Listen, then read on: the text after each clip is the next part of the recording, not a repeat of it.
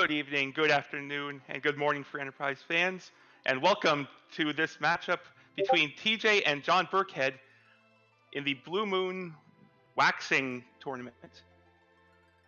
I am Edgy Dave, and joining me in the restream tonight is our restreamer Cubs Rule 21, our Track Ribbon Quest, and my co-commentator Rybon. How are you doing tonight, Rybon? Dave, I'm doing great. I'm very happy to be back and very happy to be commentating this restream for John Birckhead and TJ, both very interesting runners in their own right. John Birckhead, I've watched a lot of his practice leading up to this tournament, has a bit of tournament experience himself, nearly coming out of his group back in the Adamant Cup. And TJ, I believe this is his first tournament game. I haven't watched too much of him prior to this, so this is one thing to be worried about if I'm John, or if I'm racing someone I don't know a whole lot about. This mystery man, how good is he? Is he going to kick my butt? Yeah, the unknown can often be scarier than anything you're familiar with. Yeah, it is very difficult to prepare for the unknown, but TJ is going to show us tonight what he's got against these 8 bosses that we have to knock out. And as much as I'd like it to be 4 alt gauntlets and 4 CPUs, which would make me want to quit the seed, we have a different set of bosses tonight. Right, we have our Bull Gauntlet and Golbez, which are always going to be on a Blue Moon, and a good amount of bosses here. We got a few free ones in the Officer and the Imps. Yep, fair amount, and a couple of bosses that we would expect to see over here in the Red Moon, with some of the trolliest bosses out there, Mom Bomb and Asura both. You find them in the wrong location, you're having a bad day. But hey, we get to dodge some other nasty bosses like CPU, for example, who, I never like to see. But what do you think about the Palom start right here on Blue Moon? Well, Palom start, I want levels on the kid. I want to get virus as quickly as possible. How about you? So, Blue Moon, a little different than Red Moon. We have T-Wild Deshawn. We have Back Row Glitch on. Playing the Zerker game is a lot more viable on Blue Moon than it is on Red Moon. So Palom's still valuable, a very good black mage in his own right.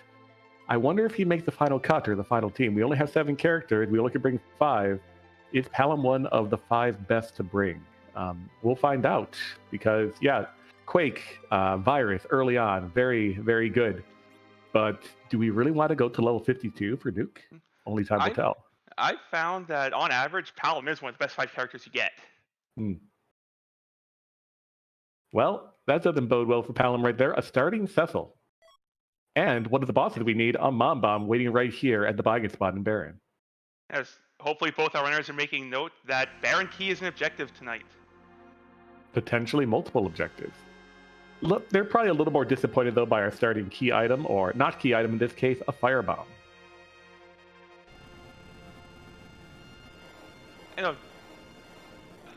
That's sort of thematic, bombs just like, here, have this. Yeah, sure. Think of me when you use it. Yeah, sadly, not very valuable early game, but, much more valuable later game when we have some HP, but we are not getting divergence. We're seeing both of our runners head over to Mysidia, check what options they have available for their characters. So, yeah, sure, we have a Cecil. Cecil can't do anything really until we get past Ordeals. We have a Yang. Yang can't really do anything until we pump about 40 levels into him. We got Porum. Great. We got Twin. This is good. Yeah, that's Twin. That's a white mage for later. That's enough to get going. Yep.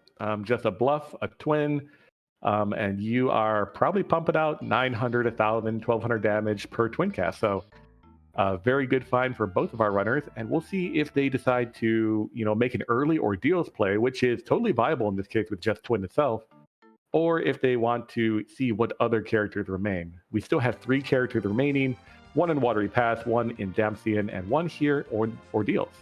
John is heading to Ordeals, actually the Chocobo Forest, and TJ is deciding to check this Mist Cave for potentially one of our required bosses. Now, the Ordeals play early could be a little risky, just because the C Neki flag means those children have no armor. And the second spot is a little bit punchy. Sure is. But despite that, up John goes, and to be honest, the starting armor that we normally get with the kids, not too impactful anyway. So That's fair. be wild, be free, but don't be going up Ordeal. That's an Edward, and that is not something we're looking for to give us the power we need to conquer the 3 bosses up there. And TJ's going to give us the first peek at who's in Watery Pass, and that's a Sid. How do you feel about that Sid? Late game anchor, early game, if I find a hammer or an axe, he's going to carry the early part of the seed. Yeah, I'm a big fan of Sid very early game. That 700, 800 HP that he starts with, very useful. Hopefully he started with a decent weapon like a silver hammer. So he provides your early game offense in conjunction with the twins. And also he had a vessel for that firebomb that we picked up. Very good point. Firebomb is based off the user's current HP. Yep, and Sid had a lot of it. Notably, TJ picked up a heroin robe down there in Watery Pass while also picking up that Sid. So Horum could be a little more useful than we thought. Yeah, I'd be looking to see if any of our characters start with a good bow. Or how about that power stick? I mean, Horum can hit things. We've seen Horum do amazing things at the tournament already. If you haven't watched previous races, potentially one involving Tall Grant and Blue Wizard last week, highly recommend. But Horum is proving to be a very valuable white mage. This flag set. Hey, you were part of you were doing commentary for that exciting ending, weren't you? I was very much enjoying that race. Now, notably, we also checked Bedward on JohnBirckhead's side, and TJ is also checking him right now, just an adamant rock. So not something that gets us underground. Hook is required on both this and the Red Moon flag set. So we are looking for that hook, and we haven't found it just yet. The Supersmith flag is on, so if we find a Legend Sword, that could turn into any number of the GBA weapons. Absolutely true. It could be anything. It could even be a Caliburn. It could be anything. It could be Scrap, or a Lightbringer, or a Sunrise Boomerang, which tends to be the meme going on these days. We all know it's going to be something for a character not in the party. Precisely. And it will sell for 1 gold, but I'm looking forward to it nonetheless. We still get access to that shop, which is pretty good. Yeah, a shop that can have Zeus Gauntlet's power shirts, sticks for the kids. Mm-hmm. That's honestly the real reward. All right, there's our Rydia. So congratulations, we do not have a Tele this seed. I doubt we'll be seeing D machines. Not with that attitude, we won't. I mean, it's possible, but I wouldn't recommend it. Just so, for that, we're getting a CPU Vault Gauntlet. You're getting that fight one way or another. Okay, I will take it. I mean, I don't have to deal with it. I just get to talk about it. It's great. But notably, I believe at least on JohnBirckhead's side, I'm not sure about TJ's side, I saw Leviathan summon sitting in his inventory. So that Rydia could be casting things pretty early. Yes, that Leviathan came from the public treasury, which TJ did not loot. So we have options now. We can lane on Twin Cast, we can get Rydia levels and lean on Leviathan for the early game. So a Leviathan over on John's side, along with a Charmron down there in the Damsian basement. TJ had that heroin robe. I'm not sure if John picked that up or not. So both of them have early game offense, just in different ways. One through magical damage, and one through hitting things with a stick. Right, I think we're going to see TJ leaning on that power staff. Yep, we could, or we could see them, either one of these runners, rely back on that twin magic, which is still available. Remains to be seen, however. I'm not sure. I assume John picking up his Rydia right now will be very happy to fight this small child. And really, I think both of our players tonight will keep all 3 small children in their party.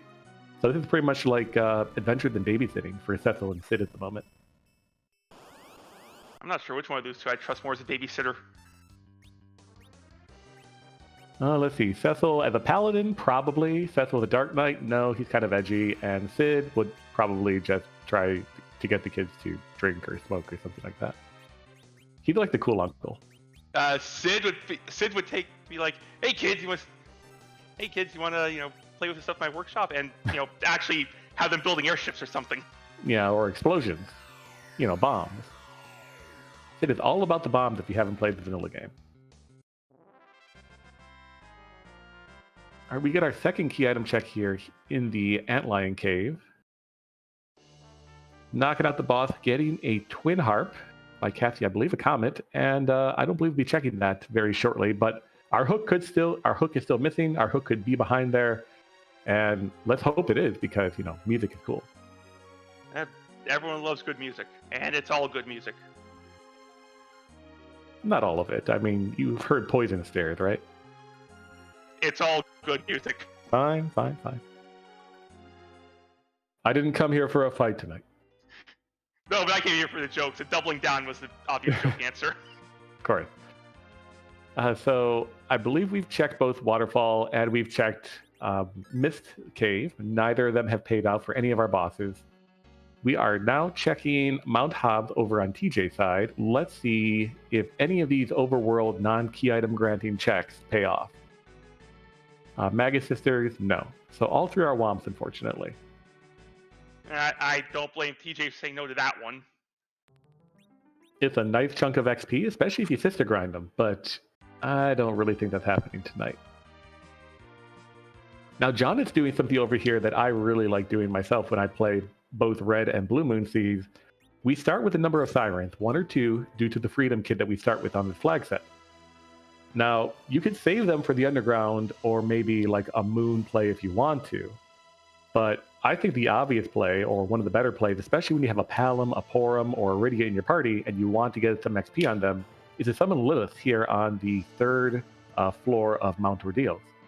They give you about 5,500 XP, which is equivalent pretty close to the amount of XP you get from doing the Fubul boss. And they are undead, so they die to Cure 3s, Cure 2s, Fire spells. And look at that, we have a ton more HP on all of our kids. I think Riddy got a slingshot here too. She did, because Riddy starts at level 1. Yep. So we are looking pretty good for the survivability of these 3 children, who otherwise would have been very questionable going into this and the back attack fight up here on Ordeals.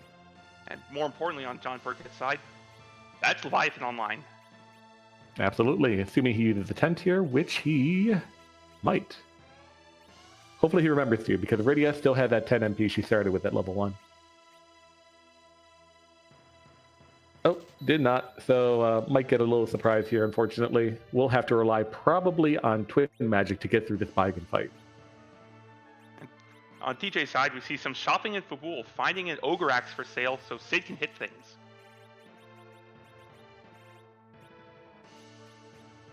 That's pretty good. I think John had found a Poison Axe already, so Sid is hitting things on his side, but Ogre Axe is a superior weapon in my opinion. We do have Team Poison Axe versus Team Ogre Axe. I think Ogre Axe, however, wins. I'm sure many would disagree with me. I prefer Ogre Axe simply because I like my weapons to actually hit their target. Yeah. Axes, for the most part in this game, have very low accuracy. Ogre Axe, I believe, is about 80 to 85%, and it's a better one of the axes, but Poison Axe, what is that, like 60% accuracy? Not very good. 60 or 65. I've seen center slot misses with it. It feels really bad when that happens. Now I want to point out something very important that both John is doing, and TJ has also set up his party to do in a way. You notice that Palom is in slot 4 on John's side, Porum in slot 5. When you cast Twin Magic, and Dave, I know you know this, but other people in chat may not. It's going to be based off of the Black Mage stat of the Twin in the higher priority position. So in this case, it's using Palom's Black Mage stat, which is great. That's what you want. If you use Porum's Black Mage stat, if she was in, if the position were reversed, that Twin sure wouldn't do a whole lot of damage. No, Porum being a white mage gains will rather than wisdom. Absolutely.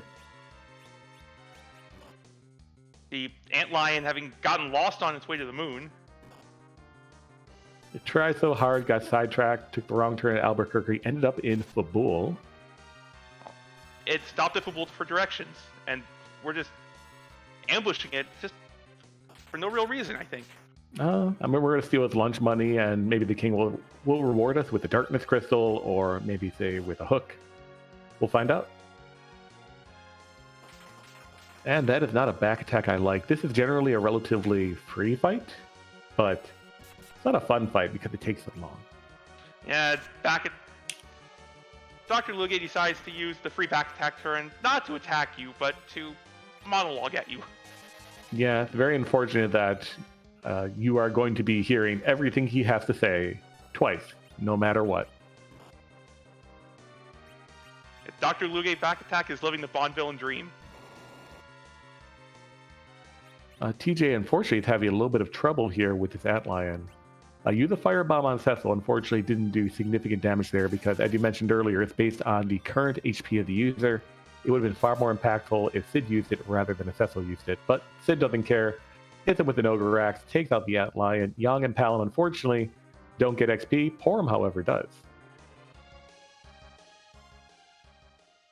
And now we get to see, was Fabul worth it?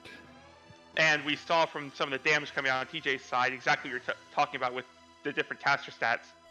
The first flare I didn't think did 600, the second one did about 100, so it was using the other character stats.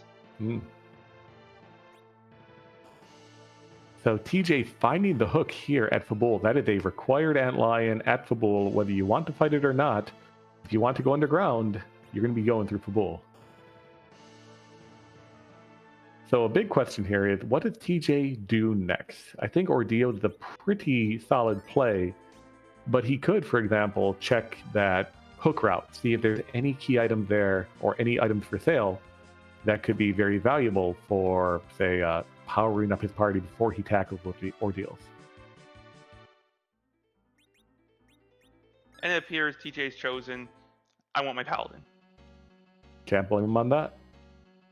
So John is through that second fight at the back attack. Lugay no longer bothering us. So we'll be a Paladin. But what do we get here? Nice package. That's a spicy item. Yeah, do you use that early on if you're in John or TJ's shoes? We've seen multiple times already this tournament, that package boss has paid off. It has. I believe there are 34 boss checks in this game. There's D-Lunars, again, another boss we don't need. It's very weird or very unusual to be nearly 15 minutes in and 0 bosses done on this flag set after checking how many? At least 8? I believe we've seen the Mist Cave, we've seen Antlion, Hobbs. Waterfall, 3 on Ordeal, and Fabul. Did we see Waterfall? We did see Waterfall. It was not required. Okay. Oh, we do know where one of our required bosses is. We do, behind that bearing key, should we find it.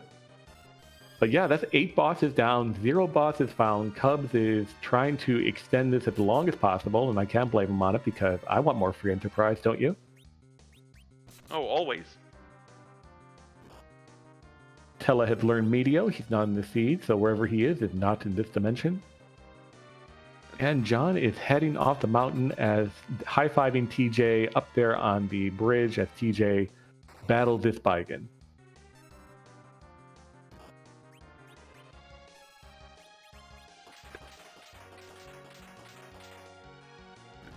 Oh, and Porum takes the flare. Nice. Porum is very durable, very good at dodging. But okay, Dave, I want you to put on your JohnBirckhead hat. Where do you go from here? You have Cecil, he's a Paladin. Do you agree with this Eblin play? All right, Eblin play is what you would do. I have enough MP for 2 Leviathans. That's two traps that I could just wash away. That's true. Except for maybe the Moon or the Mad Ogre chest, right? Well, we'll figure that one out when we get to it. That is the future John problem. Fortunately, the other 2 could just be sent to Rydia's car wash. Yeah, there is one concern though. So John just equipped that Dragon Whip onto Rydia. While that does speed her up, it also weakens her magic casting ability. So they're the problem. They're the question here whether Rydia's Leviathan cast is actually going to kill these trap chests or not. Of course, John could solve that by taking the Dragon Whip off before he casts. But that's exactly what I was going to say. You just unequip it as your first action, then get right into the call menu and send Leviathan. Yeah, absolutely.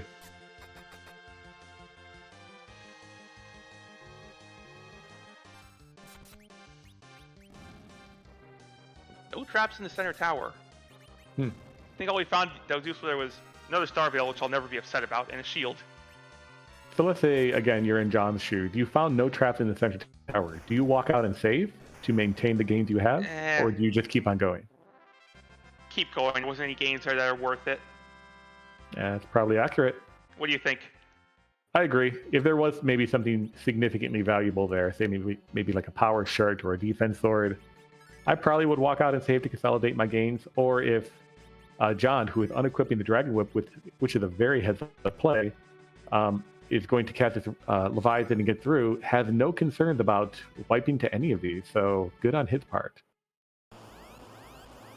Right, that's exactly what we're talking about. You can unequip the weapon so you keep the speed bonus and then wash your troubles away. Yep. Excellent agility manipulation on John's part, knowing that agility is set at the start of the battle and not changed at any point afterwards. So you can walk in with all the plus agility gear you want, take it all off, and it doesn't matter. The game does not care. You are always the same speed for the entirety of that battle.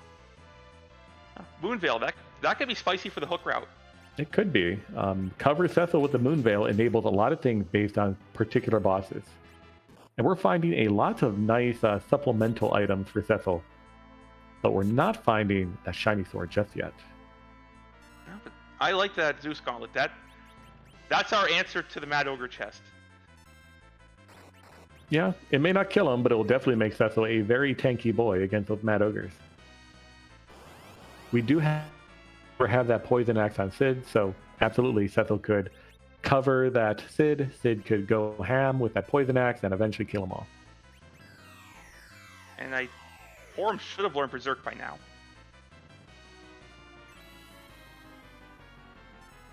Yeah. Porum very good at making her teammates mad compared to Rosa at the very least. Good call not casting Leviathan. Mm-hmm. And casting Stop instead. Trying to cast Stop and failing. But, Mad Ogres know where the danger actually is. So out comes Sid. Sid is going to be trying to smack these down. It's going to take a while, but, the adults will handle this. Don't worry.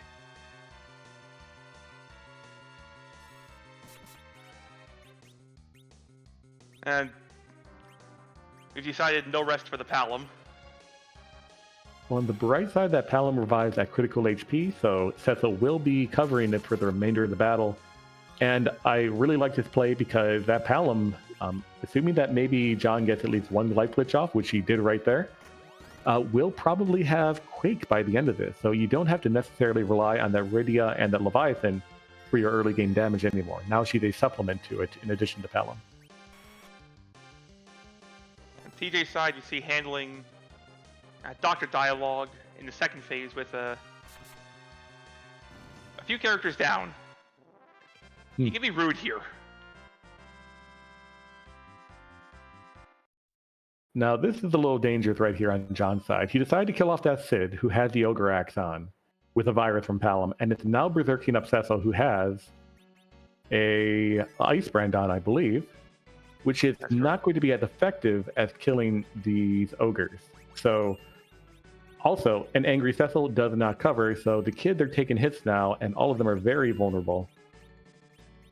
However, Cecil's about one hit away. We'll see if we can get that Palom up. I don't believe we can, so John will preserve Sid as an anchor, but unfortunately Palom won't be making his way to Quake just yet. And there's some Hanzo for the edge we're not going to see. Yep, that is a nice chunk of money at the very least. I think at least a little more than 33,000. Hey, that goes a long way. That's 6 Bacchus wine, 8 Sirens. Very valuable. Actually, that's a Masa. Masas sell for like 50, don't they? Definitely more than 33 at all I know.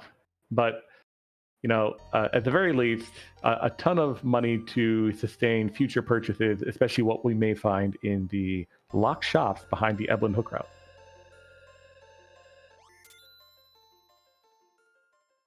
And we have a Leviathan coming out, and we are done with the third and final trap chest. Will we get a shiny sword from Eblin, or will we be playing hard mode? There's the hit and stick. All right, easy mode is enabled. let's. We have a ton of mages, but we may not be leveling them. We may just be going with, hey, Cecil will take it from here. Y'all are support. That's the big stick with it. 200 attack power, a whole bunch of strength. Yep, the best weapon in the game, right there, being held behind a Lamia and two kitties. Very cute kitties at that. I'm just going to assume one of the kitties grabbed it and ran off with it. That's how it ended up there. So John has a bit of an advantage now with that crystal sword, especially if TJ decides to not go to Eblin immediately after completing Ordeals here, which would be understandable to an effect. He does have a bunch of mages he could use to get through the early game, but we'll see what he does, because that crystal sword is a force multiplier going forward, especially with that Zeus gauntlet, that Dragoon armor, Samurai helmet, and Aegis shield. Cecil is a very, very tanky boy. He's not going to die to a whole lot, and he's going to make everything else die instead. You see TJ, there we go, through the D-Lunars.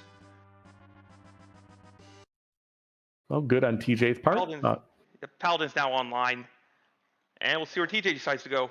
Yes, I don't believe TJ hit that Siren early on, so he could potentially use it here on Ordeals, get about 15 or 16 levels off the bat for that Paladin, and make him much more potent early game.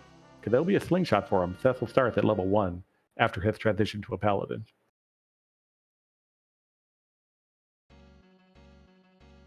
And once you change classes, you got no experience in that class. You got to start over. Mm-hmm. Yeah, it's my life in Final Fantasy XIV at the very least. So we're seeing a little bit of retracing right now. TJ's done a lot of the checks that John is about to do. Has already done Antlion Cave, has already done Fabul, which I believe John will be doing next, if not Hobbs. But while we're retracing each other's steps, I just wanted to call out both of these runners. If you're not giving them a follow, if you haven't watched them before, both fantastic racers. In addition to the Restream crew here, Dave is fantastic. As you can hear, just absolutely full of knowledge about this game, and the champion of the Pink Puff League Season 1, if you don't remember. Ribbon Quest has been doing a great job pressing the buttons, although not a whole lot of buttons to press just yet, but don't worry, they will challenge you soon. And Cubs Rule, another graduate of the Pink Puff League, rolling this seed where he has hidden all the bosses for some reason. And then a big shout out to my co-commentator Rybon, top 4 finisher in the last tournament. Better lucky than good. But best to be both. So we have some. So again, John has picked up that twin harp that TJ had found previously. How tempted are you to do that twin harp prior to the hook route? Tough call. Unfortunately, if I have the hook in hand, much as I hate to say it, it's a coin flip here. I think I've seen no bosses. I'm more tempted to go for it because I haven't seen a single boss yet. Yeah. I mean, one interesting calculus is we've seen a lot of bosses so far. We've seen 8 at the very least, maybe more. But you would expect to find at least one of your required bosses for every 4 to 5 boss checks in this game. Because there's 34 boss checks total. There's 8 bosses that you need. Is a little more than 1 out of 4 would be something you need. So for every boss check we miss, that twin harp and that package gains in value or potential for one of these bosses you need to actually finish the seed. I think I would do Baronin first. If I don't hit a boss there, that twin harp starts looking very, very appealing. Mm-hmm. Of course, that twin harp will be faster too after you're done with the hook route, which you're probably going to do anyway. So it's an interesting calculus. That twin harp very well or could very well have value, but is it right to do it right now? Do you need the additional XP, for example, prior to going underground? We have Cecil with a burst stick and Berserk. Yeah, that solved a lot of problems, to be honest.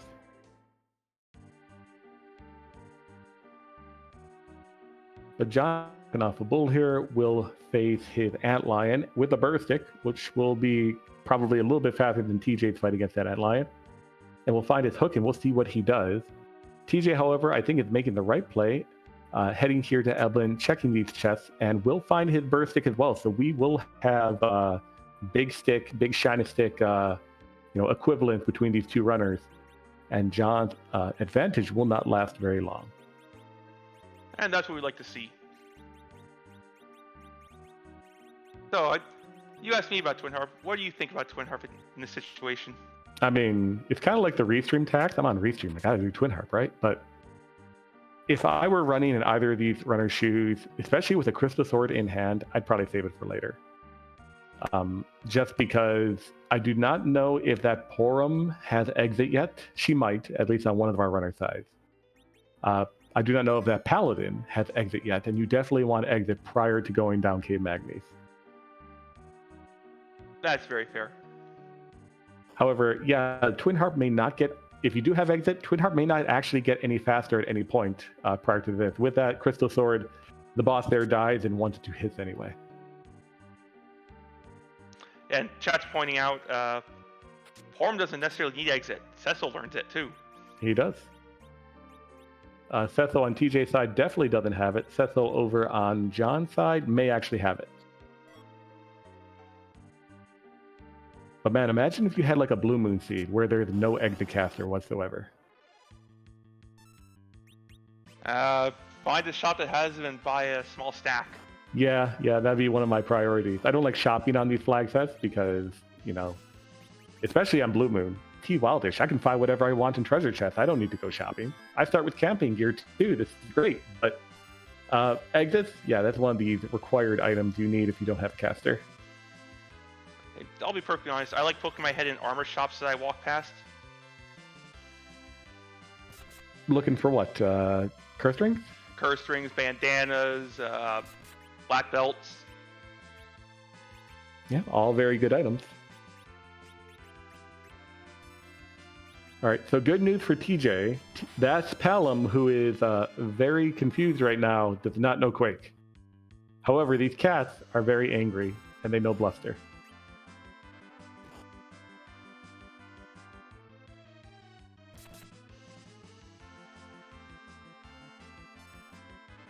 Now, one note for people who don't know about these black cats, they're one of the most annoying trolley bosses or fights in Eblin entirely. If you hit them and you don't kill them, they will counter with Bluster. Bluster will either do nothing, because you dodged it, inflict paralysis, or inflict instant death. None of those are good things, except for maybe the first one. So, yeah, if you can't do about like 600 damage in a single swing, you're going to have a bad time, as TJ is currently having right now. And if you get through what the Black Cat is doing and you take a melee swing at the Lamia and fail to kill, you get charmed. Yep. And unfortunately, that is the wipe for TJ. That is the fight he needs to finish. That is the fight that has the Crystal Sword, and I hope he doesn't just walk away from this. Yep, it looks like he's going back in, which is the right play. So good job, TJ.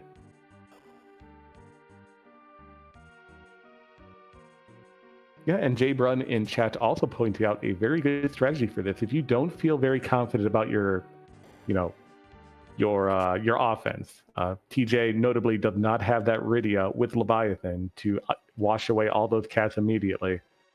You can cast Stop, and when bosses are stopped or enemies are stopped, they cannot respond with a counterattack.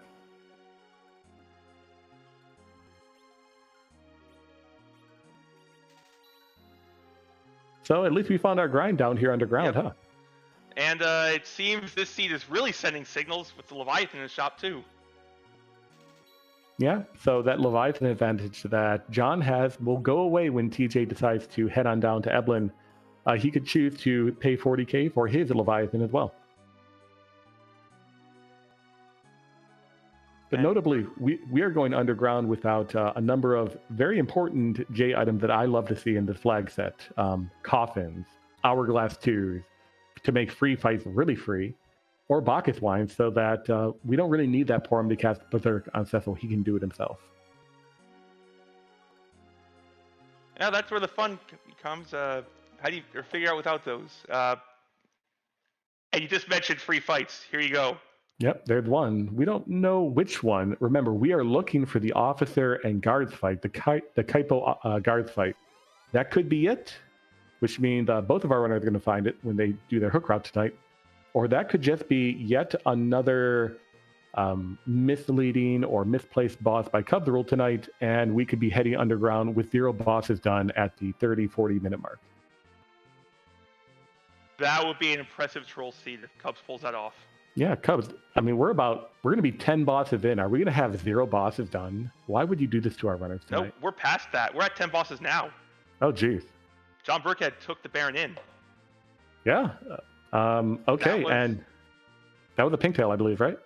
Yep, it was Bahamut into a Scuba Vanilla.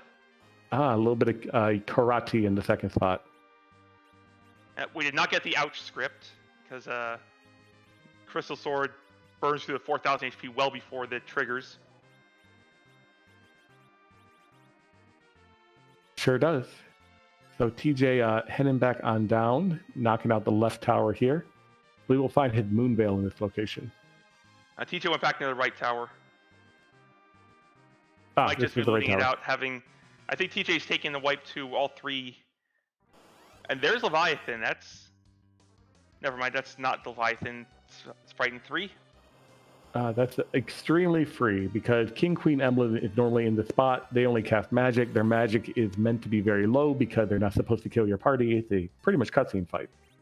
So the Ice 2 here will tickle. Like that. But that's extremely unfortunate for TJ, walking away from these trap chests. Had some trouble with it, very understandable with a very low-powered party. A level 1 Cecil won't do a whole lot for you here. But walking away from that Crystal Sword is going to be a very difficult obstacle to overcome if he continues to walk away from it, and it looks like he will. On JohnBirckhead's side, we had Leviathans doing the Spider-Man pointing meme.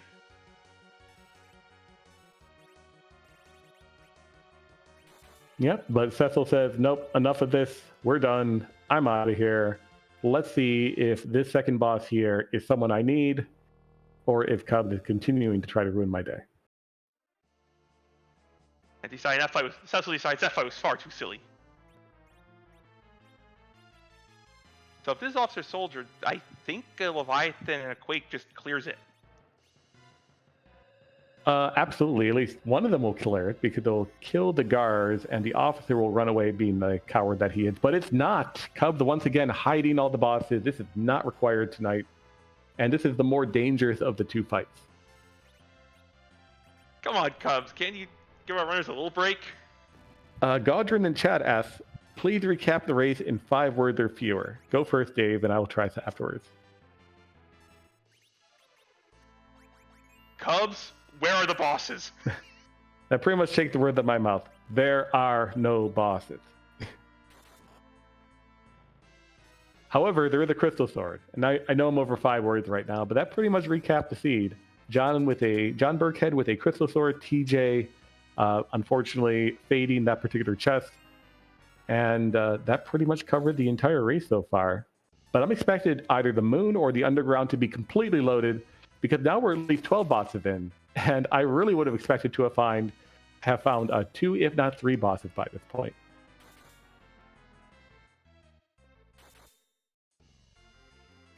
We do see TJ hopefully just going to get some levels from Baron in and swing back to Eblin. Yeah. Or TJ, for example, could head down that hook route, find that Leviathan and be like, wait a second, I have a Rydia waiting for me in the Tower of Wishes. Let me go pick her up. And then maybe pop a Siren somewhere to get levels on said Rydia. Mm-hmm. Or, I'm not sure if you noticed, I didn't, unfortunately, but did John turn in that Pinktail? It's a Dragoon Sphere. So okay. Money. Unfortunate. I was kind of hoping it'd be a Crystal Sword. It might be a little bit of an equalizer here. John looking to the right, finding a D-Mist. We don't need that. Free key item is on here in Blue Moon. So that's not an incentive to climb up the tower very early.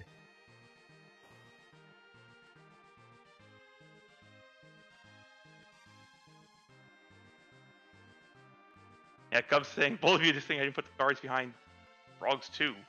Frogs 2. Oh no. That'd actually be a fun little flag set right there. Let's say that you, rather than K-Trap, you have B-Trap. And bosses are randomly distributed into trap chests, and trap chest bosses are randomly distributed into boss locations. And you're on a boss hunt. So now effectively you're checking trap chests. That would be awesome. I need to write that down and put that into the feedback and ideas channel right after this.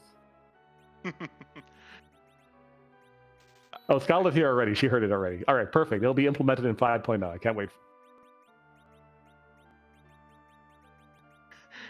Yes, Scarlett, we do need this.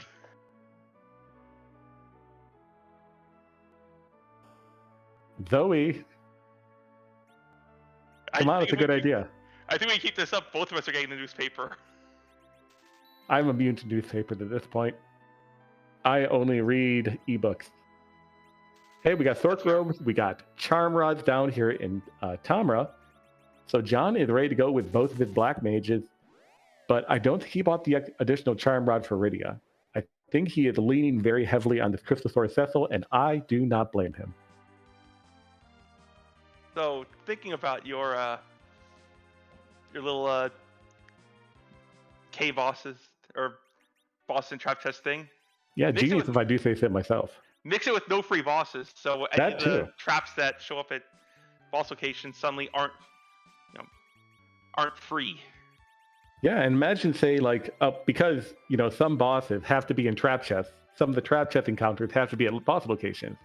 So you're walking down to Antlion Cave, which gates your hook, and it's a K required hook, and Bimmy Jimmy's down there.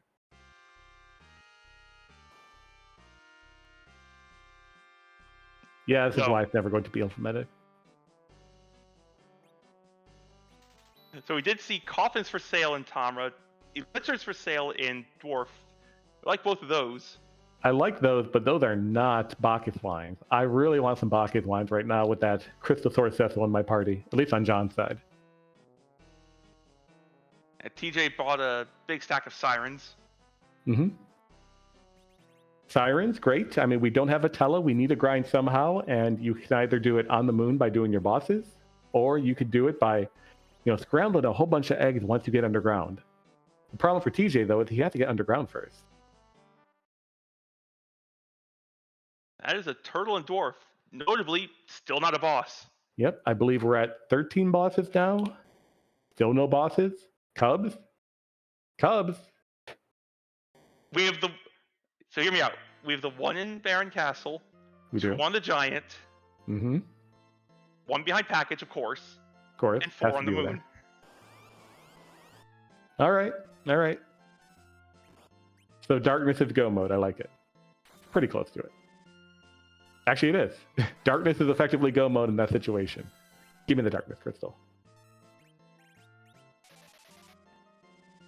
So there is one big difference between Red Moon and Blue Moon that applies to John specifically right now, Dave. Do you know what it is? Being here in Dwarf Castle. That would be the warp glitch, wouldn't it? It would be. And guess what Palom doesn't know?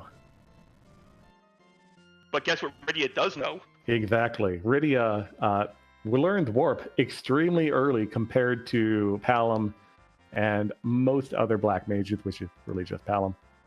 Potentially learned it earlier than Fu, too. So John is going to be well situated for this fight. TJ may not be because he eschewed that Rydia this particular seed. But TJ, however, taking the Sailman chest down here on the hook route, let's see what he gets away with. Maybe there's a Crystalsaur waiting for him here. Hey, do you see what I see on JohnBirckhead's side? I do, a required boss. Wow. And vanilla. Yeah. So a lot of people would normally be panicking in this situation. Oh no, it's Golbez, but actually this location has very low magic by design. It's supposed to be really a cutscene fight. Right. So because you're supposed to only have Rydia and Cecil here, and they need to be able to survive that lit 3. Yep. So John is probably fine here. However, Rydia, Porum, Palom, all relatively low HP, and down goes that Cecil. That is not who you wanted to see fall here. Golbez decided to do the opposite of vanilla, which chocolate, I guess. Yeah, but this may actually be that. I guess chocolate would be the opposite of vanilla. And take out the 2 characters who normally fight him here. Yeah, but this is a bit of a tense situation here because even though Golbez's magic damage is low, it may still be high enough to kill this Porum and this Palom.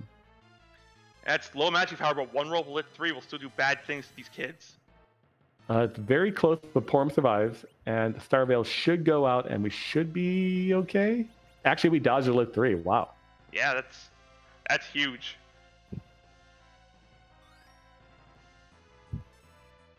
And I'm afraid to say that Staleman chest did not work out for TJ. Only a Siren there. He had already bought a bunch down here on the hook route. Not the Crystal Sword we were hoping for to equalize the power between these two players.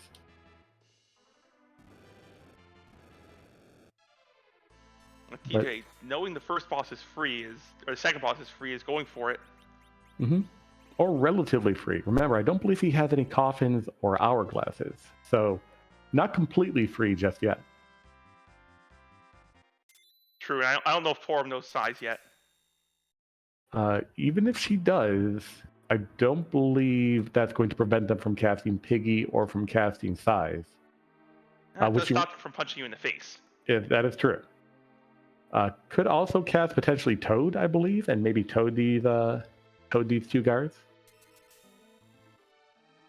And then 43 minutes into the seed, our Tracker Ribbon Quest gets to push her first button. All right, we have one boss done. 43 minutes in. So let's see. Let me just pull up the calculator real quick. If we have 43 minutes in, we need to 7 bosses. We'll be done in about 5 hours. Great. Good job, Cubs. I like this rate of progression. Yes. Extrapolation with 1 data point. I love it. I mean, that is the best. So we have a tower key down here in the Warp Glitch. I don't believe we picked up anything. We picked up a Sad Ruby from Dwarf Castle. So the status of rubies, no specific value on this particular flag set other than just being a key item. With that tower key in hand, do you go to tower immediately? Why not? Well, the why not would be we know the top of tower is not someone we need. True, the top tower is kind of annoying. But it is key items, and we're looking for that Darkness Crystal. So I'd be tempted, but I like what John's doing here. 20 Sirens, burning a hole in your pocket. Let's just take care of it. Yeah. Let's just scramble some eggs. Yeah, not a bad idea. Maybe do a 4, 5, 6A gauntlet right now. Mm-hmm. I don't know if you burn all of them, just enough to get some firepower for maybe the Fey March. Yeah, burning 20 would take a while and would not get Rydia or Palom to nuke, but it would get Cecil to very high HP levels. And really at this point, Cecil's your entire offense. If we did see TJ took a wipe to that Leviathan, the Ice 2s were a little too much, I think. It was, unfortunately. Going back, looking for, I believe, the Mad Ogre trap chest. Finding a life staff, which is, Porum's best in slot weapon here. But it remains to be seen what could potentially come from this trap chest, because, yeah, Mad Ogre is, a fair amount of XP. If you life glitch them too, you can get around like 14, 15k XP, which would be very nice going forward.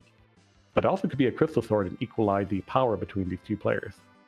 And that would be a big thing. A Crystal Sword would allow TJ to just burst straight through the water snake. Mm-hmm. I'm not sure if it... Oh, go ahead. Aside from that, getting lit 2 on the kid, or lit 2 from the kid, getting some extra spell power on him. Yeah, absolutely. I'm not sure if the kid even knows Quake yet. I don't believe he's gained a level, has he? He's gained a few. He's still an outstanding anchor in my book.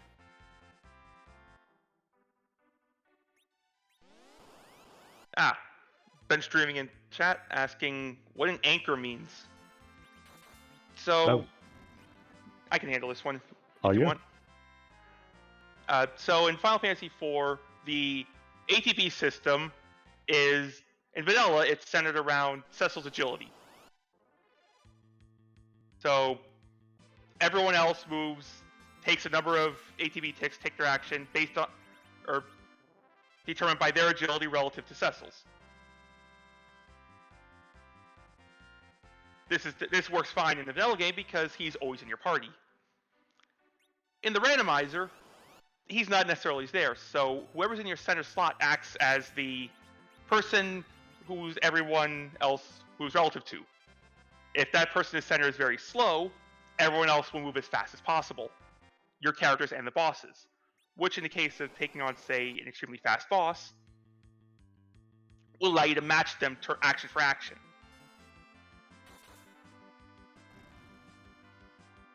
I believe that's a decent starter explanation. Yep. To keep it, I try to explain it simply to people who don't know a lot or are just newer to the game. When you are in particular parts of the game, you want to fast anchor. So the person in your highest priority slot, you want to be fast. So like an edge or a cane or something like that, because the bosses are slow. But Right. later in the game and bosses are fast, you want a slow anchor, because what a slow anchor does is make the rest of the characters in your party as fast as the boss. Exactly. Generally, fast boss, slow anchor, slow boss, fast anchor is what you want to do. But if you want to know more, if you want to know the actual math behind it, we have it all laid out on our Discord. So come on, join the Free Enterprise Discord and learn all about the forbidden black magic of agility and the other cool things we have going on. Yeah, I'm not going to try to explain more intricacies of it because I might get through that by the time we get to our third boss.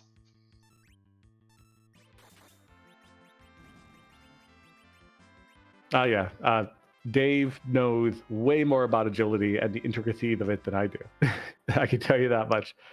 All I know is I want as low agility as possible late game for Zemus, because that makes the game easy. Right, it makes it more than that makes it very predictable. Yeah, predictable is easy, in my opinion. Because if everyone's moving at exactly the same speed, you know exactly what order everyone's going in. Absolutely. So by the way, while we were talking about agility, TJ had bounced back to Eblin Castle, finding this Moss Immune out of the Mad Ogre's chest, getting some levels. Unfortunately, walking away from that Black Cat chest. If he had continued on, he would have found his crystal sword. Maybe he's taking a save out here to maybe, pick up a tent, because he has had some difficulty with these trap chests thus far. And given the way this seed has gone so far, I would not blame TJ for saving. All right. Good conservative play on TJ's side. He's heading back to the right tower. He's going to take on the Black Cat fight. If he gets through it, that crystal sword will be his, and pretty much this seed will be his entire oyster. May want to heal the party first. The Black Cats still punch pretty hard. They do. I believe in the regular vanilla game, you don't really come here until, the initial part of the underground. You're probably like level 30 by the time you enter your castle. So. Nah, you can. Most casual playthroughs will come here right after you get the airship, which is immediately after Baron Castle. Oh, you can come here, but you normally won't come here, I believe, right? Well, maybe you played the game differently than I did. I was very scared of these Black Cats and Mad Ogres when I was growing up, and I'm like, I'll go do what the story tells me to do instead. See, I said, I have an airship. Where can I go? What's this castle? Why is everything attacking me? Well, it was first, why are there no encounters? Why is Tello my black mage? Or my white mage? Yeah, honestly, I think the best time in vanilla game to come here is immediately after Zot. I think that's when you're intended to come here. Yeah, understandable. So we are underground with JohnBirckhead. We are down here in the Fey March, healing up. We have a very good Sid anchor. We have a strong mid-40s party. We're floating, and we are about to take on what looks to be maybe an alt gauntlet, or is it just another trolley water hag? It is an alt gauntlet. Hey, boss number 2.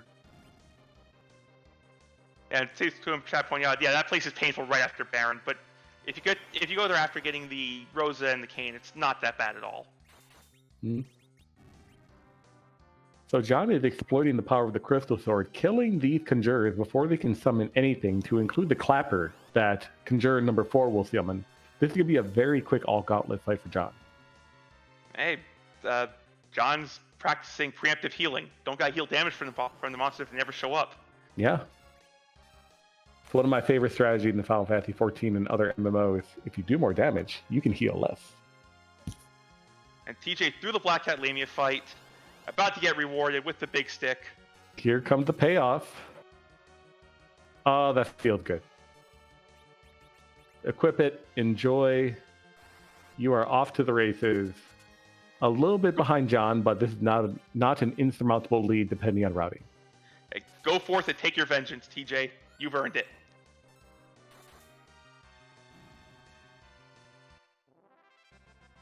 Exiting immediately. Doesn't care about the other chest. I believe on the left is Staleman and Skull Chest, and I wouldn't blame him on that. Oh, that one. Life staff from that gauntlet. Blink and it's over. I mean, the objective was the reward along, not the life staff, but the life staff's cool. I mean, Porm will appreciate it. She can cast Cure 4 with a little more potency now. And what do you think? Take the purple robe while you're down here? Still looking for a darkness crystal. Yeah, I guess so. I mean, we do have a lot of K main checks. We have Sheila 1, we have all of Tower. So those are more likely to have the darkness crystal, but chances are there's a pretty good chance that's a Mylon Z waiting at Asura. And with that crystal sword, it dies in 3 swings. So just go for it. I agree. I believe it's 4, but yeah, same thing. Oh, that's Leviathan, right? It's Leviathan. It's got like 35-ish? 35, yeah. I think? Sadly, there's a damage cap. You can't do more than quad 9, so... yeah, it will take 4 swings. And if it's Mylon and Friends, that's a fairly straightforward fight here, too. Oh, yeah. If it is Mylon and Friends, and I think John is setting up for it to be, that Rydia in slot 1 will be able to cast Leviathan immediately, take out all of the friends, and then off will be Cecil to the races. I agree with taking the fight right now. You're here, you may as well. And it's super free. It is Mylon sans friends. Oh, you want to see what Crystal Sword does to Mylon Z? Watch out. He can only do this trick 4 times.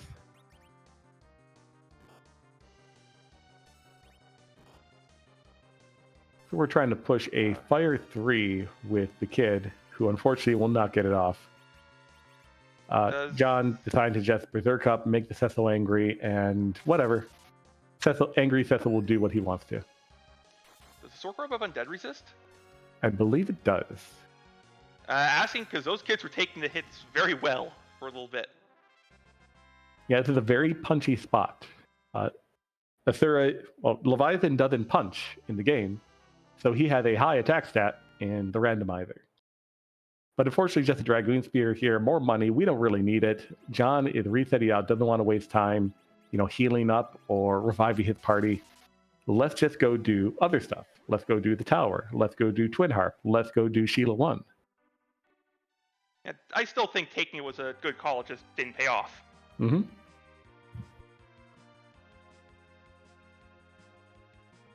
Now, what do you think about this routing here, checking Sheila 1 before tower? We know that top of tower is not a boss we need. I kind of want to see what's in the Super Cannon room. How about you? Yeah, I'm a fan of doing tower prior to this, because what if Pat is up there? That's a very good point.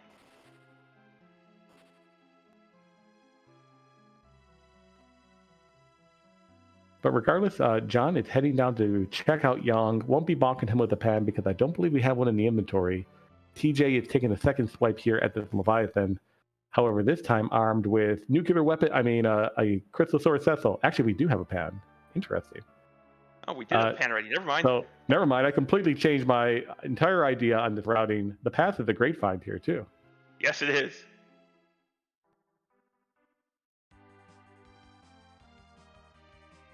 But yeah, so Sheila 1, 2 additional checks. I think Pan was the Feymarch freebie. I see. I completely missed that. I probably looking at TJ's side. Apologies for that. But yeah, so we got 2 free key item checks. No fighting required. Waiting for us in Fabul. Let's go knock that out, as John is doing. And if that doesn't pan out, then I think Tower is probably our next play. Right, at this point, I think we're mainly looking for that Darkness Crystal. That Darkness Crystal unlocks 8 boss checks. And on a boss check-centric flag set like Blue Moon and Red Moon, that is, bar none, the #1 required or most valuable key item available to us. It's the key item, well, it's likely going to be required in every seed.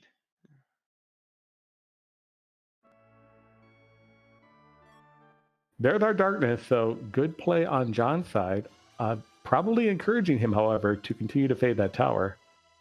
That Baron Key, however, represents another boss available to us. Now let's see if JohnBirckhead remembers who the starting boss was. Yeah, I mean, there have definitely been seeds I've seen and participated in that, hey, who gave me my starting key item? Was he required? I don't remember. I'll just go do the moon instead. But we do remember it was Mom Bomb. We do. So boss number 3 waiting for us, and it looks like John remembers too, beelining straight to Baron. Yes. And also another wrinkle that our restreamer this evening, Cub the Rule, has pointed out. That's key item number 10 for John. I don't believe he popped all of his sirens, but he may be incentivized to do so right now. Right, you can finish. So in this randomizer, once you get your 10th key item, there's a flag that we have on that doubles all experience gains for the rest of the seed. Mm-hmm.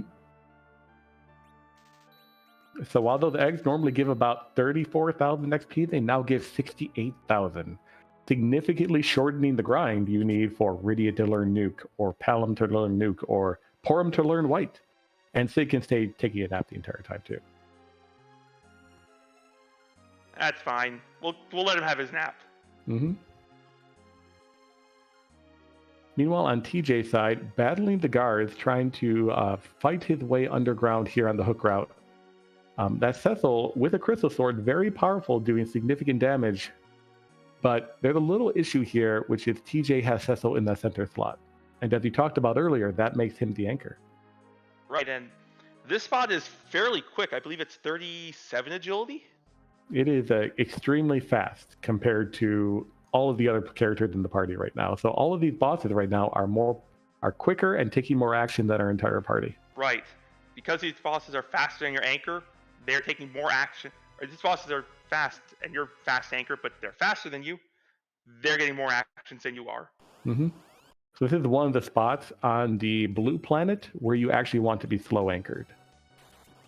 Putting maybe that Palom in the middle slot, or if you had another anchor, say like that Rydia waiting in Tower Wishes, would let you get more attacks off compared to the guard. Despite that, I think behind the power of Christosaurus Cecil, TJ is through the hook route. Well done to TJ. And he'll be able to pretty much have his way with the underground, because that crystal sword will make a lot of it very easy. To answer your question, yes. If Sid were in the center slot, Cecil's faster than Sid. So Cecil will be I don't know if Cecil's quite relative agility 1 compared to Sid, which is acting as fast as possible. Mm-hmm. But it would certainly be a better scenario. To get into a little bit of the math regarding agility. So if your characters are 2.5 times the agility plus 1 of your anchor, then you will be as fast as the boss, who is likely RA1 or relative agility 1 as well. So 2.5 plus 1 for Sid at base level, who I believe starts at agility 8, would be... 9. He starts at 9? Let's say it's 8 let's say it's 8 for the sake of easy math. I love even numbers. And by the way, that's another required boss here in Baron. Double required Baron. But let's say, okay, 8 times 2.5 is 20 plus 1, 21. So if Cecil had 21 agility right now, he would be just as fast as the bosses you're fighting, no matter who you're fighting. Sid might be 8. I might be thinking of Edward. Edward might be 9. Yeah, Edward. I know there's a stray 9 in there somewhere. Now, Sid, of course, in this situation has gained a few levels. It's a little faster than agility 8. But that's just an example right there. But John, now 4 bosses into the seed at the hour and 1 minute mark. That Baron key, extremely valuable. Yes, we have a Darkness Crystal in tow, but you have a few checks left here on Earth. You have the Tower key. We know the top of Tower isn't required. At least doesn't have a boss we need. You have the package. You have the Twin Harp. Do you go to Moon? Do you go to Giant? Where do you go? Depends what I get out of here. What are you hoping for? Luca key. Sorry. Just Artie Bow is all I can do tonight. Artie Arrow is all I can do tonight. And there's that pad down there in the Fey March freebie. So one thing I did want to point out with TJ's fight, there was something else besides that crystal sword that really helped get through those guards. Oh, what's that? The Zeus Gauntlet. True. Can you explain why the Zeus Gauntlet is useful against the guards? So the Zeus Gauntlet, while it does give a bunch of strength and vitality and resistance to giants, also makes the wearer immune to the size spell. Yeah, Cecil being small would not help too much with trying to finish that fight. Now, I like Lord Goober's play down here that he mentioned here in chat. Playing the numbers is something that I like to do. Also, that's an extremely required Baron. 3 required bosses in Baron. Cubs, I now know where you hid them all. I appreciate you giving the key to our runners, and I hope they finish it. At least TJ finishes it. Oh, I see. Cubs just stuffed them all in the castle. Yeah. Your princess is not in another castle. She is here. All 3 of them, actually. But Lord Goober bringing up an excellent route in my opinion. Check Odin Throne because you're right here, and that is exactly what John's doing. Finish your grind. You know, we may actually be finished right now with Cecil being as powerful as he is and being a tanky items. And then just go to the Moon and Giant because we're playing the numbers game right now. We've had a lot of Zongs on Earth, which probably means the Moon is loaded. Go find 2 more bosses up there. And, you know, with 8 bosses available between the Moon, between the Giant, you normally expect to find about 1.9 to 2 bosses in that location. And say the line, Dave. Say the line. Yay! We can go underground now. Yay! We found a Magna Key. See, I would not be surprised if John says, I don't want to do Twin Harp, that takes too long. I don't want to do Package, that takes too long. I'm taking my talent to South Moon. So if you were to go underground and finish up a grind, would you poke your head in the Super Cannon room before heading back up? I would look at it, but I wouldn't finish it if it wasn't a boss I needed. Because look at what we're missing right now. We are missing precisely Luca Key. We are missing precisely Earth Crystal. There are 2 bosses locked behind key items right now. And it's very unlikely that those 2 bosses are exactly required objectives. Which means it's very likely JohnBirckhead is in go mode. He just has to find the last 2 bosses. And we see TJ going after this blue robe. We know that's the gauntlet. Yep, TJ will be very happy to find his first boss down here. Unfortunately, his agility is a little suspect compared to John's, so Cecil is not going first, which means this fight will take a little longer on TJ's side. And this is something that comes with more game knowledge. They come in floating. That too. I believe it is the spider or arachnid lady that Conjurer number 2 summons that casts Quake once in a while. By once in a while, you mean every turn, right? Absolutely, every turn. That's all they do is make the ground rumble. Mm-hmm. So John is saying no to the Earth. I'm going to the Moon. Let's check it out. Likely going to K value first because that is the only spot on the Moon you can actually see the boss before you fight it. But actually, I like this play too. Going to the shop on the Moon, we still want Bacchus wines. Yep. Let's see if we've got the special Bunny Vintage wine tonight. Truly moonshine. Yes, yes it is.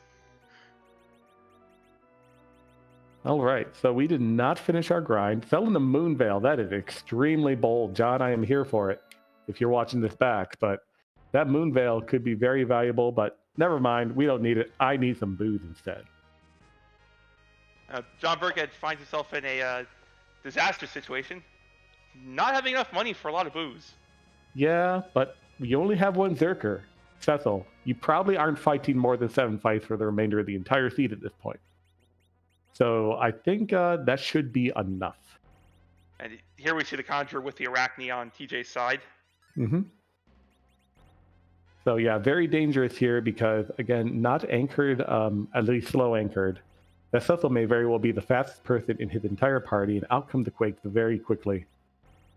And unfortunately, that is a team that is having trouble right now. And this Conjurer, I mean, TJ's going to kill that Arachne, or was, unfortunately, Cecil going down there. But that Conjurer would summon it right back. Yeah, you kill one conjurer, just goes, it's okay, I have reserves. I have Throws an another infinite Pokeball or amount of something. these. Yeah, the DKC, I don't want to fight him here. Do you want to fight him here? No, that's a nasty DKC. That can stay there forever. Yeah, so DKC the tax, or Dark Knight Cecil the tax, is based on the attack stat, I believe, of the location.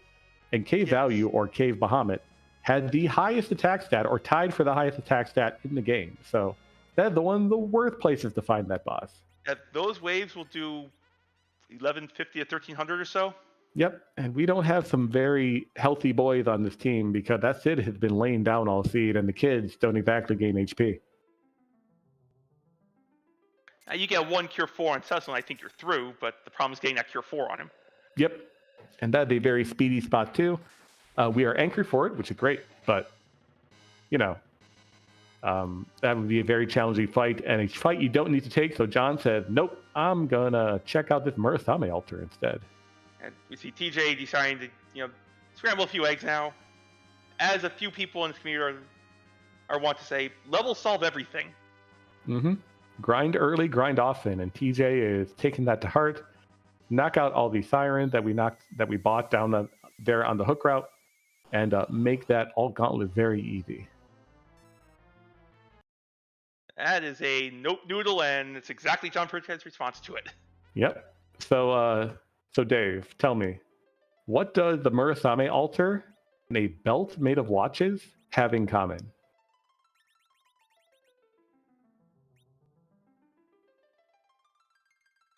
Give up? I give up. They're both a waste of time. Oh. Let's head to the bottom of the moon.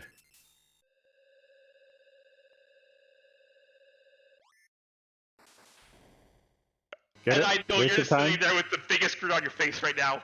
Get it? You're welcome, Denari. Yeah, you're sitting there. You've got the biggest grin possible right now, don't you? I do. I'm getting newspaper right after this. I can't wait. You make a joke like that, get the audible groan. You are as happy as can be. I am. So we're popping sirens here on JohnBirckhead's side. This will give us warlocks. And this is one of the more, I don't want to say obscure. Oh. So I'll explain warlock grind later. But wow, he did exactly what I do all the time. You would explain what just happened?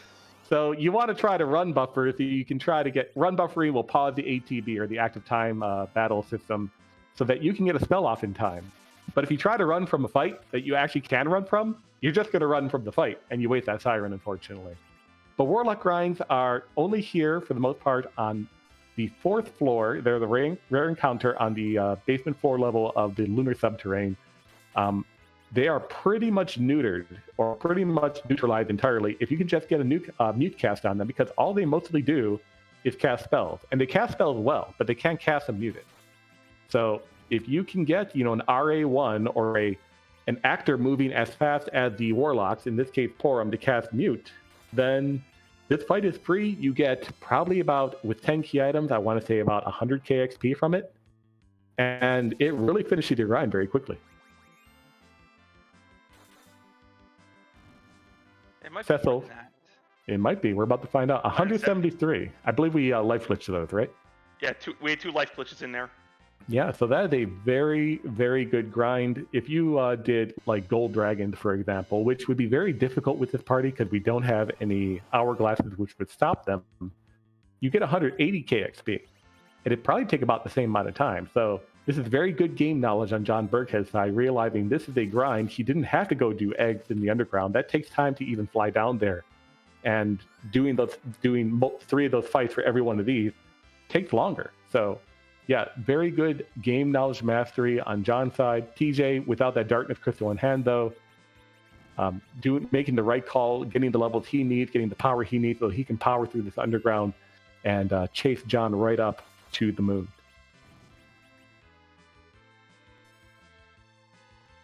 So I don't believe we've discussed what the life glitch is yet, have we? We haven't. If you'd like to explain it. Certainly.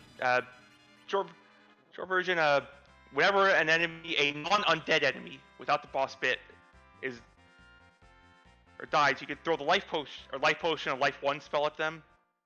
It revives them with their vitality times 5 HP. Problem is, monsters have no vitality. What's 5 times 0? Let me get the calculator out here. Carry the Q. About 0. Oh, that's not good. No, so they come back with 0 HP and immediately die again.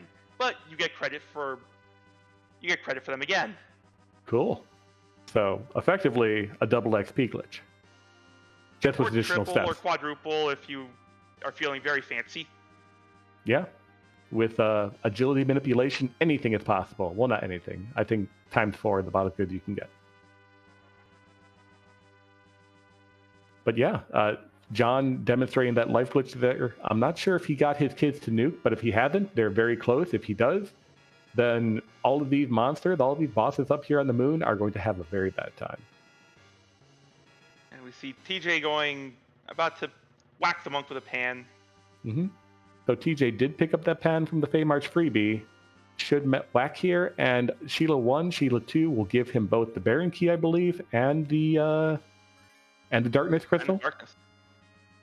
So really, that Baron Key constitutes 3 bosses.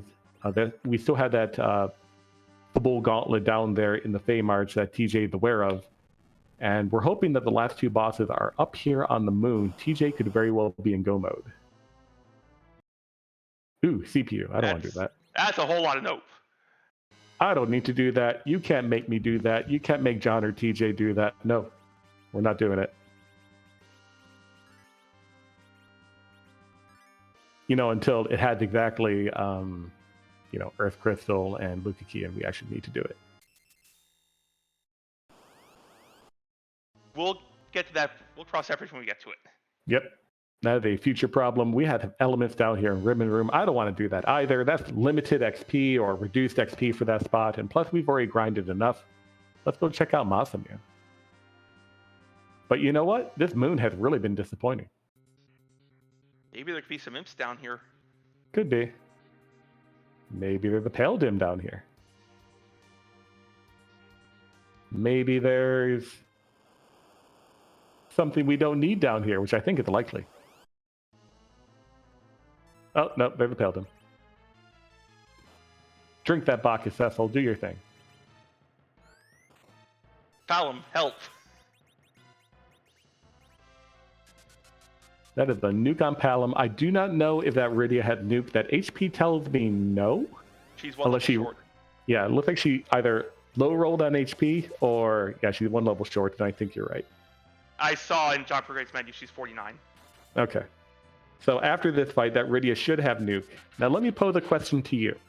You have a Crystal Sword Cecil, but you also have 2 nuke casters.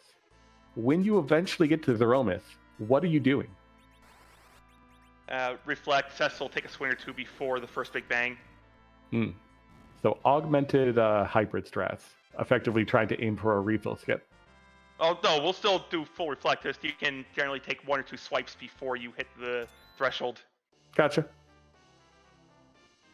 That's an XCal. We don't need that. We have something better. We have XCal++.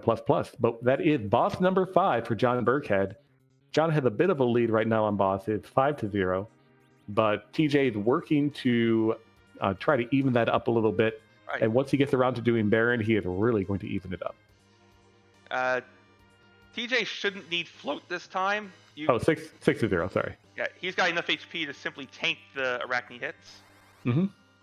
No, he needs to be careful. Killing this Arachne isn't going to necessarily get him what he wants. It's just going to get the Arachne summoned again.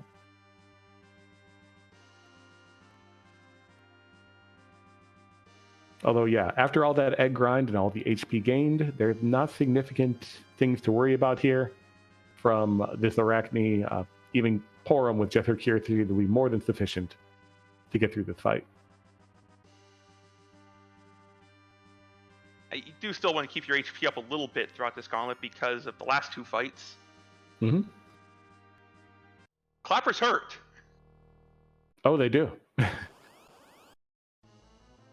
And up here, we find a Dark Elf at the Crystal Sword altar. This moon only had 1 boss. We were looking for 2.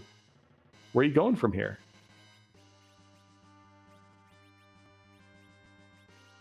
We have the Giant available. We have the Twin Harp available. We have Zot 1 available. We have the package available. What are you thinking? With the power that I have, I don't mind Giant, actually. You know, Safe's coming at first, of course. Yeah, Giant seems nice this time of year. And John agrees. We're off to the Giant, going to see what's at Elements, and then potentially what will be at the CPU spot afterwards. Hey, TJ did get through the Quaking Arachnes, is on to the Huge Naga Summoning Conjurer. Mm-hmm. Notably, the Huge Naga fight is a whole lot easier than the Arachne fight. Only melee attacks, doesn't do anything very special.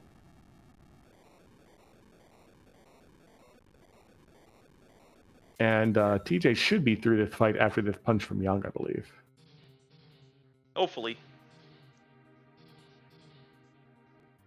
So we're now on to the Conjurer and Clapper fight. The Clapper, as you mentioned, one of the more dangerous foes from this particular gauntlet.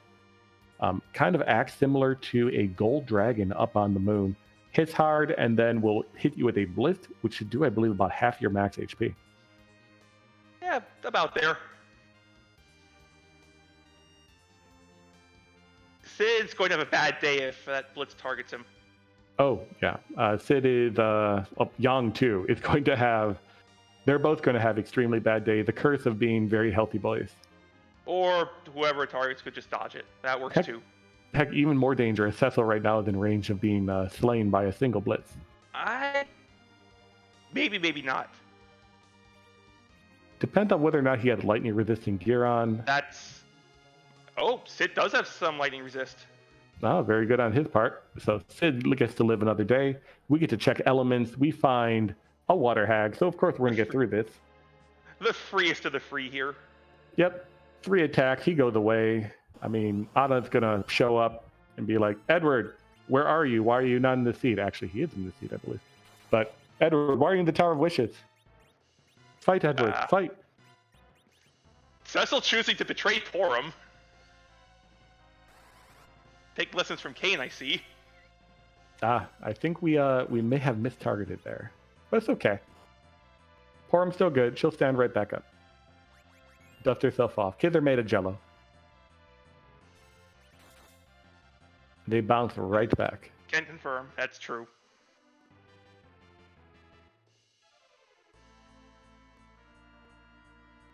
So TJ is onto his onto Baron or onto that Sheila turning, because that is a completed boss for him.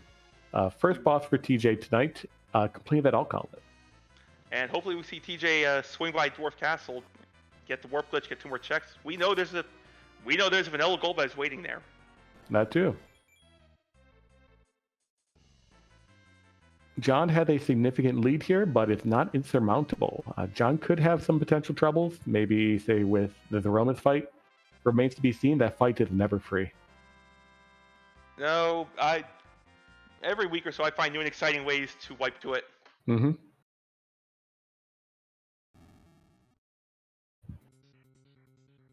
But all right, that water hag is done. Let's take a look. Who is waiting here at the CPU? Do we feel bad? Do we think, man, I should have done package, or I should have done dot one, or I should have done twin heart? Now let's find out. And we think that. Val is here. We don't need that. We don't need the XP from that water hag. Let's get out of here. Back to Earth, please. We want nothing to do with that Val. Mm-hmm.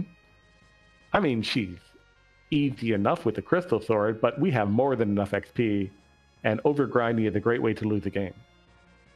Also, that takes time. Yeah. Time is your enemy in the flag set, and really in every free enterprise flag set.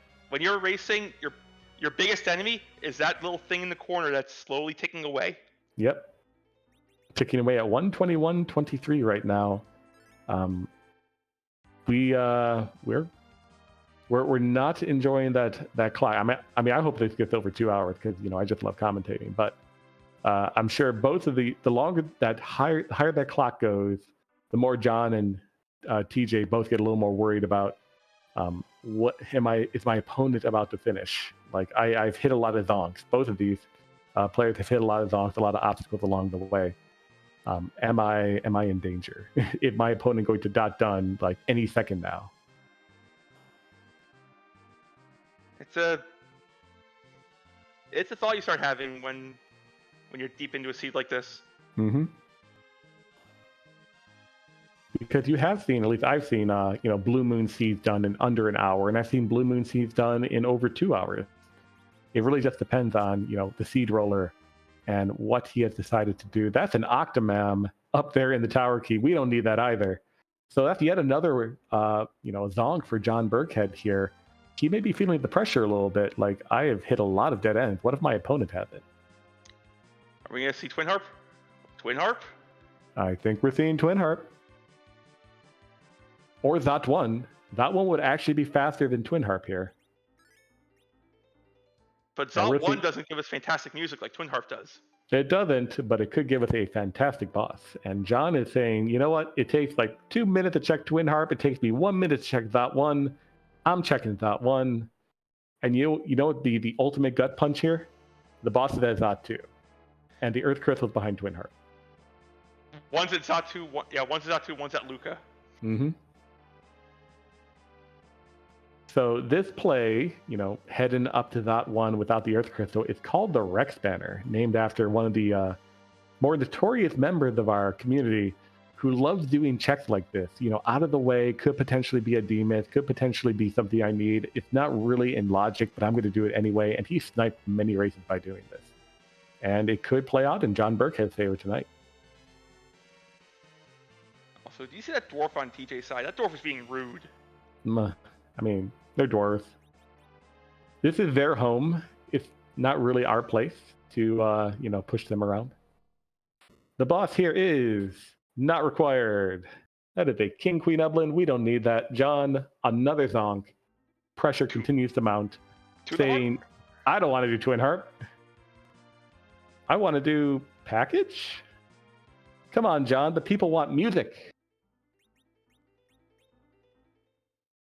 John says, no, I will run the race I want to, and I want to check the package. And that is that's a sleeping Anna attacking the village tonight. So that's who did it. It was an inside job. Damsian attacked Mist Village. It wasn't Baron. They were framed. But if you look, Anna was sleeping throughout the attack, so Maybe she was mind controlled. The plot thickens. Narcolepsy. The killer. We have a pig here. So notably, we have See No earned on. One of my favorite things about this package check is that you can actually interact with the pig after you're done with the package. Right, so See No earned. Anytime you would have to interact with a character to trigger an event, that character is placed with a piggy. Mm-hmm. Yep. Interact either with that character, interact with the key item, interact with, say, actually having a fight, like, say, on Mount Hobbs. You can earn character. The only free character that are available to you on this flag set. I'm not sure what purple ears means, Dekar. I don't think the pig sprite changes until you get into Kaipo. So, from what I understand, the pig sprite only really matters in the second room in Zot because it's an indicator of what the Zot 2 boss is going to be. In Zot 1, it doesn't really matter because Zot 1 boss, or the boss you see in Zot 1 and the pig sprite doesn't correlate with Zot 2. Like you can see an evil wall in Zot 1 and the pig will look different in Zot 2 if it's an evil wall there. That is a white-eared piggy. And that is our required DM's JohnBirckhead in go mode. Boo, I wanted it behind Twin Harp.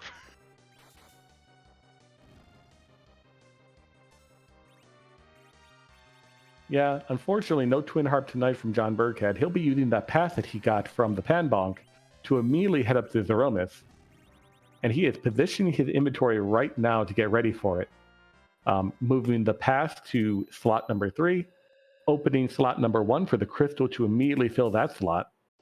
And he is ready to go. That's a very veteran move right there. And notably, he moved the Bacchus wines down to very low in his inventory, which tells me he doesn't plan on doing hybrid strats here.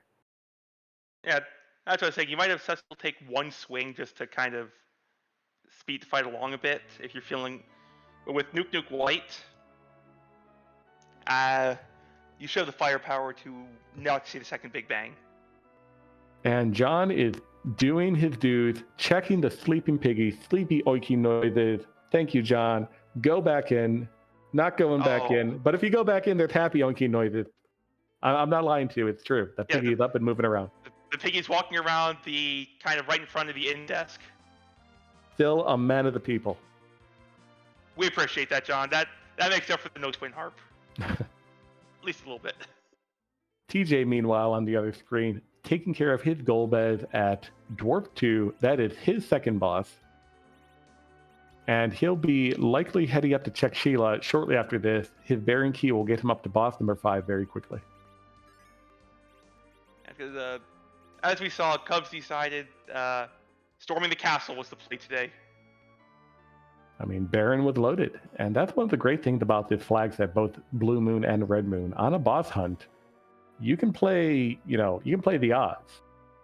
But there is no guarantee that the odds will play in your favor. Yeah, you can think you know the odds. Randomizer doesn't care. Yep. Rando does not care about math. I think it's about that time for the final boss to start. Oh? JohnBirckhead having used the pass. Chat? Chat's I do see a Z in chat. Yeah, so what's that Z about? It's my favorite letter, isn't it yours? What's your favorite letter, Dave? Ooh. I'm going to have to go with Q. Q? But, why? Plan Q? Plan Q, the Star Trek character, the Bond character. There's just so many good Qs out there. Do they get you more points in Scrabble than Z? They're about equal. Really? Okay, I haven't played a lot of Scrabble. But I think that Z straight about something else. Can you hear me explain? Yeah, so Zeromus, he loves cosplaying. He goes to Comic-Con and MagFest and all these other anime conventions all the time. So he doesn't move. He stays here. He showed us his latest cosplay. I believe we have over 560, courtesy of resident artist Galakitty. And tonight, when we throw our crystal, he will show us who he actually is. So the question we have is, in the name of the moon, who are we punishing? Whose butt is getting kicked tonight? And such a silly question is it cute? Does it wear a hat? Does it wear another character at the hat?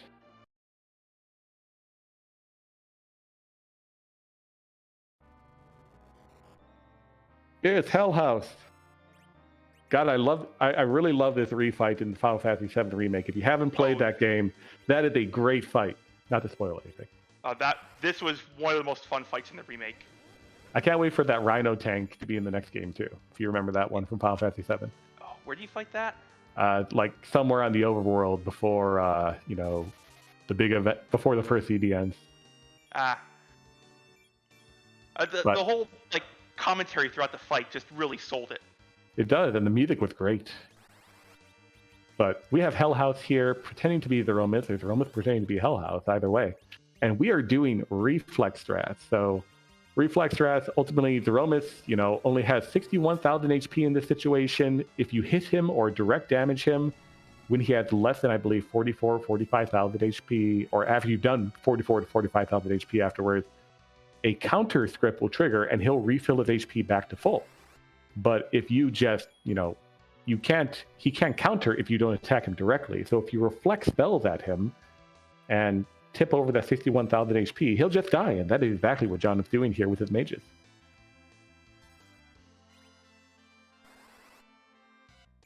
That's a very good explanation of how Reflect works.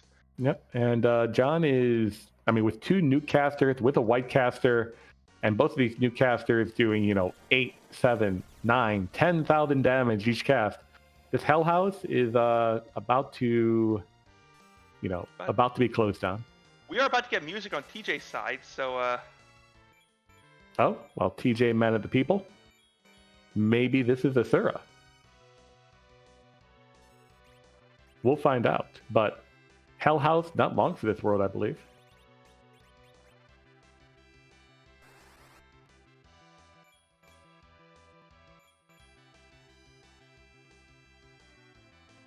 Nukes are flying out, and that is JohnBirckhead has taken the victory with a time of about 1:31 and 50 some seconds.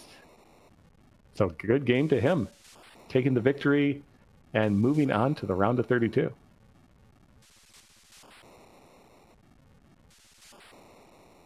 Mm-hmm. Okay, and we've been informed that we will get music later. Yeah, but heck of a run by JohnBirckhead. I'm sure tons of donks around the way. Might have been a little concerned about all of the missed bosses along the way, but heck of a game by him regardless, finishing 131.55. TJ giving us music, unfortunately, has decided to forfeit in this situation. Understandable, though, and good game to him as well. And I believe we'll be getting a joint interview between the two. So Yep, TJ, John, double welcome. things. I double things we were joined. GG's to both of you. GG's to everybody. Thanks. All right, so initial question for both of you. John first, TJ second. That overworld was really bare. What were you thinking going down to that hook route, being like 10 or 12 bosses deep and not finding a single objective? I was wondering if I didn't mark my tracker correctly, and so when I faded or force quit out of Mist Cave or Waterfall or Hobbs, I was like, oh my god, did I do this wrong? And I was really strongly considering doing Harp before it went down. Like, there's got to be a boss up here. But I was like, no, just get your butt down there. You'll go ahead and find them. But it was a lot disconcerting, to say the least. What about you, TJ? Same thing. Thought I screwed up. I'm like, okay, I know I'm not great at this. I'm like, where did I mess up here? And I was like, all right, we'll go down. We'll see what we get. And then, of course, I got stubborn and kept trying to push through things. So, one of those things where it's like, it's a learning experience. None of my practices were like this one, so that's good. New way to look at it. Yeah. Well, good attempt from both of you on that overworld. John, I'm sure you were very happy to find that crystal sword very early. TJ, I'm sure you were very happy to find it a little later.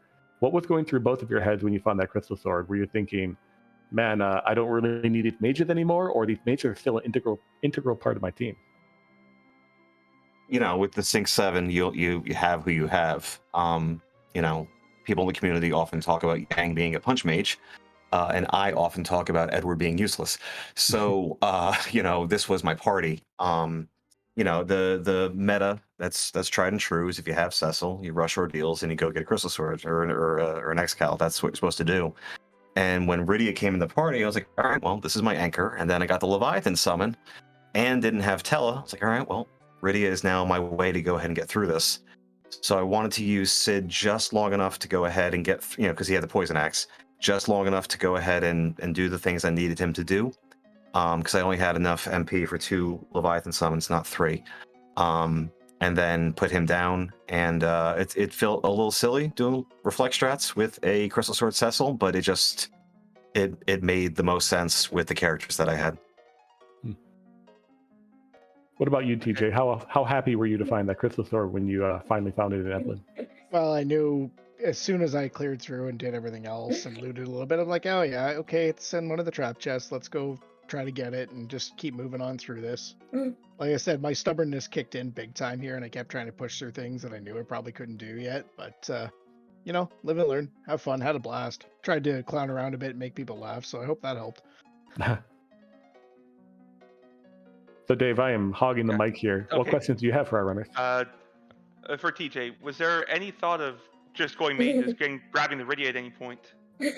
Yeah, that crossed my mind more than once. I thought, oh, maybe I'll just go back and grab the Rydia and just go with a mage party. It was tempting with the Cecil. I was like, yeah, let's, there was still that option in my head. And then I just decided, oh, well, we're just going to go this way. It's not exactly traditional, but we'll see if we can just get strong enough to make it work.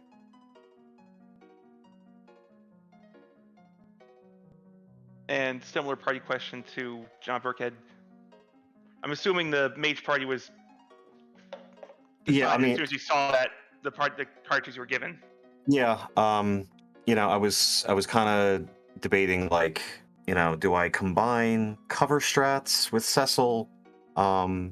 you know, because Bacchus Wine wasn't really readily available to let them go ahead and get their levels. Like, do I just ride Cecil for most of the bosses? And then, you know, I struggle with thinking long term. So, like, what's my Z fight? My Z fight's got to be Reflect, even with a Crystal Sword. And that almost bit me horribly at Dwarf Castle because, you know, the wave is HP based and you can't cover that. And then the Golbez was skin of my teeth. But no, once I saw the characters that I had, you know, I had Palom up to Quake, I had Crystal Sword Cecil, like, and I had Sid, who was a serviceable anchor, and I found a ninja hat for sale somewhere, and that was just enough to go ahead and manipulate, plus the Dragon Whip, so it was just enough to go ahead and manipulate everyone to RA1, who I wanted to be RA1. And it was just off to the races, just try to find some friggin' bosses. My goodness gracious, where are they? And you can blame Cubs for that. He decided to show them all in the castle. Yeah. I mean, I've talked a bunch. You know, I do a lot of running with Grant, and Possum tolerates my existence, and a handful of other people. And you know, we've talked about just the importance of Baron N, or of the Baron key, but I don't think I've ever seen one that was literally triple.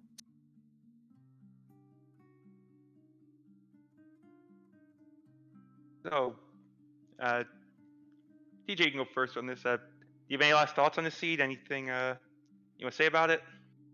No, good learning experience, and great to make a fool of myself on Restream. This is actually my first race ever in this game, besides practice it, like just playing practice stuff on my own. So it was a lot of fun, and GG's to John, and thanks everybody for putting this on, the Restream, Cubs, Dave, Rybon, everybody. It was great. So just looking forward to the next match.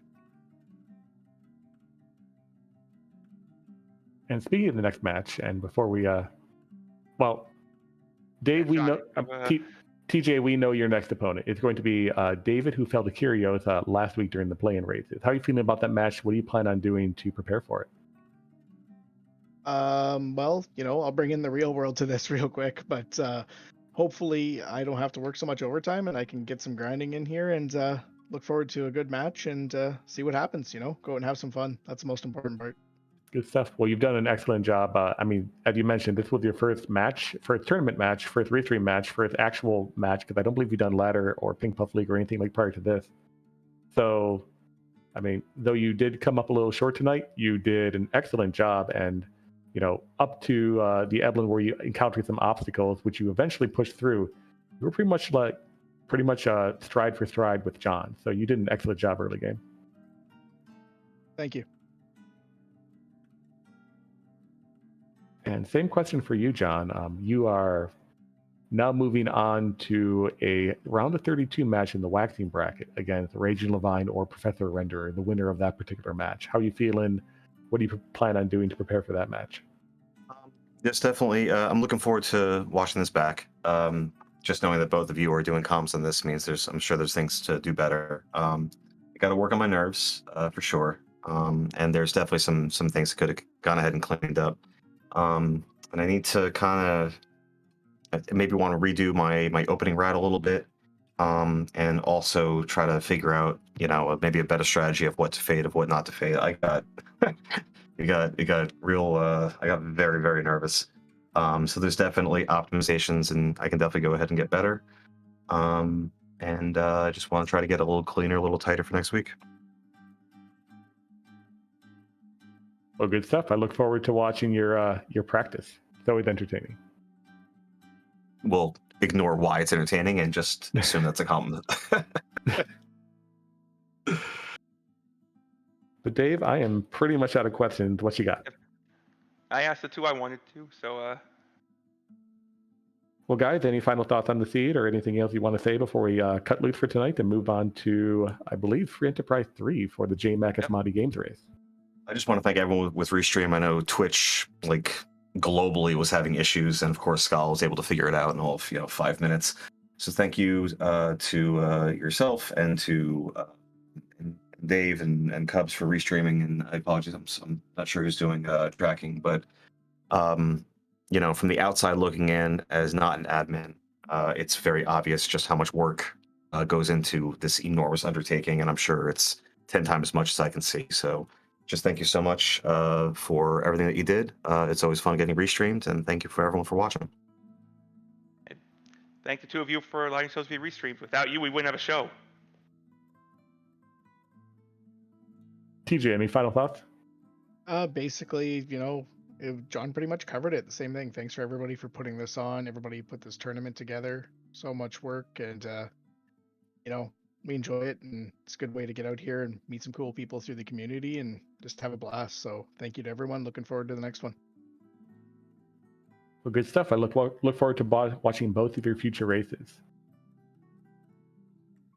Okay. And with that, we are done here tonight, but the Free Enterprise isn't over. We have a race in progress on our newly minted Free Enterprise 3 channel between J-Mac the Librarian and Asmati Games. Yeah, we have more Blue Moon action coming up, so we're Radeon over there. Free Enterprise 3 is our newer channel. This is actually the first race we are actually hosting on this particular channel, so if you haven't given it a follow yet, this is your opportunity, so you can catch all the Blue Moon and Red Moon action this season. But Dave, it's been a pleasure. Again, Ribbon Quest, thank you very much for tracking. Cubs, you certainly rolled a seed. TJ, John, you both put on a heck of a show. And for the commentary team and for the restream team, thank you all for watching, and we will see you over there at Free Enterprise 3.